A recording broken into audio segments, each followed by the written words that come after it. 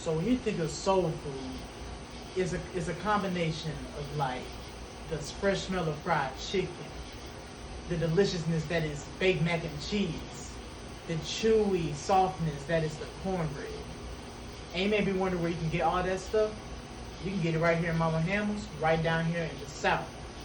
Now, you may be asking yourself, just what is soul food? Soul food is scraps of foods that were given to enslaved African Americans way back during slavery. Back then, they didn't have that many access to real equipment, real ingredients. So they were only able to make with what they had. So at this time, I'm going to be explaining to you the history of soul food, how it got its name, and how we continue to carry on from generation and generation to come.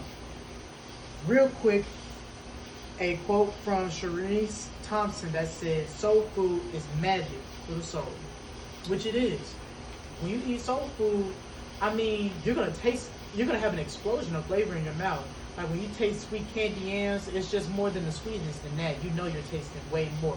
Or when you go to your greens, when you go to your catfish, you're going to get a whole bunch of flavor. And see, back then, they didn't have that. Foods like chitlins were just like scraps. They only made it from salt and pepper, and they heavily seasoned those because that's all they had. But as time moved on, they started expanding more. After the Great Movement, African Americans started moving north.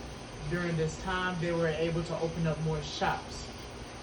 With them opening more shops, they had more access to more different types of foods. They had more plant crops that they can go into. They had the opportunity to spread out and get more people involved to make a community even bigger. Now, the idea for soul food came from Central to West Africa. When those enslaved people were brought, they wanted to share their tradition with the rest of the African Americans who had never experienced it before. So, I mentioned how soul food started in the southern states, those states being Mississippi, Georgia, and Alabama, because back then those three states carried slavery the most. Nowadays, years later, we experience way more soul food, way more bigger communities, all because those type of foods bring us together. Years after years after years, generations to come, we are able to expand our flavors, expand different types of tastes, and all of that comes from the love that people put into the food, all the time and dedication that it takes into making the food, getting the ingredients for the food. Soul food isn't just about the food itself. Soul food is truly from the soul.